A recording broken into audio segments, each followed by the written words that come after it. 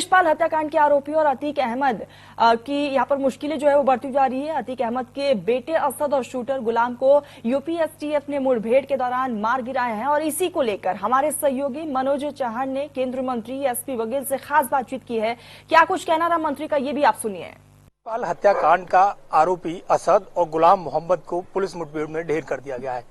उमेश पाल हत्याकांड के वो 5 लाख के इनामी जो बदमाश थे, उन्होंने उमेश पाल की शूट आउट में हत्या की थी। उसी को लेकर हमारे साथ बात करने के लिए केंद्रीय मंत्री प्रोफेसर एसपी सिंह बघेल जी हैं। हम इनसे बात करेंगे। सर, योगी जी ने संसद में कहा था, विधानसभा में कहा था कि माफियाओं को मिट्टी में मिला देंगे।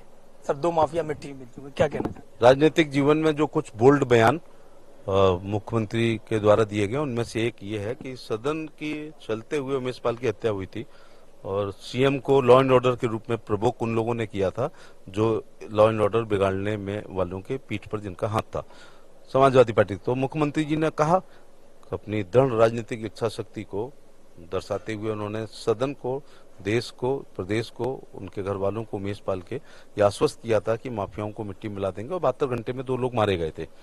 फिर ये थोड़ा गैप हुआ क्योंकि जो क्रिमिनल्स होते हैं वो कोई अपना आई कार्ड छोड़ के नहीं जाते हैं और मारने से पहले भागने का रास्ता देखते हैं। और एक अंग्रेजी में कहावत है कि approach in east and attack in west, पूरब में दहाड़ो और पश्चिम में वार करो।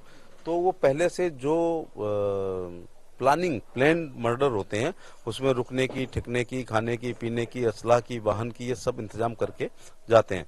तो अब बीच में यही विपक्ष कह रहा था कि वो कहाँ हैं और ये है वहाँ है, गिरफ्तारी नहीं हो रही है। लेकिन 72 घंटे में मारे गए थे। फिर कुछ लोग पकड़ के जेल भेजे गए हैं। करोड़ों की संपत्ति या तो उनकी ध्वस्त की गई है या जब्त की गई है। और आज इस 48 दिन में, मैं पुलिस में रहा हूं इसलिए समझ सकता हूं कि कितना टेंशन होता है। 48 घंटे में उत्तर प्रदेश पुलिस के लगभग हर थाने ने निगाह रखी उन क्रिमिनल्स पर, एसटीएफ ने रखी, हमारी local intelligence unit, special branch और तमाम सेंट्रल एजेंसीज के मेहनत से, सुरागसी, पतारसी के माध्यम से तमाम मुखबिर मामूर किए गए। उन सब के बाद आज लोकेशन झांसी की मिली और जब पुलिस जाती है, और बहुत कम फोर्स वाली बात है, जब वहाँ जाती है तो और उनको मोटरसाइकिल रोकी जाती है तो जान से मारने की नियत से वो फायर करते हैं।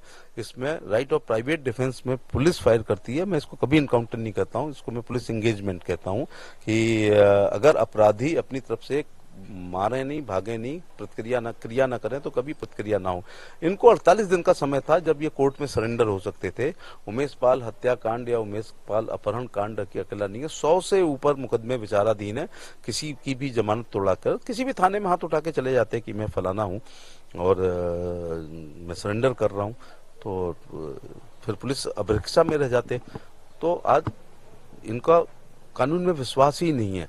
बिल्कुल, आपने सुना है प्रोफेसर एसपी सिंह बघेल जी को, जिनका साफ तौर पर कहना है कि जिस तरीके से असद और आलम मोहम्मद का जो एनकाउंटर हुआ है उसको लेकर कहीं ना कहीं जो विपक्ष लगातार सवाल ट्विटर करके सवाल खड़े कर रहा है, वो कहीं ना कहीं 2024 का जो चुनाव है उसको मुस्लिम वोटों को रिझाने के लिए, तुष्टीकरण के लिए ये बातें कर रहा है। तो कहीं ना कहीं इस बयानात ऐसे जो विपक्ष है, अखिलेश यादव है, उनको ट्विटर के माध्यम से नहीं देना चाहिए और जनता उनको अब नकार रहेगी।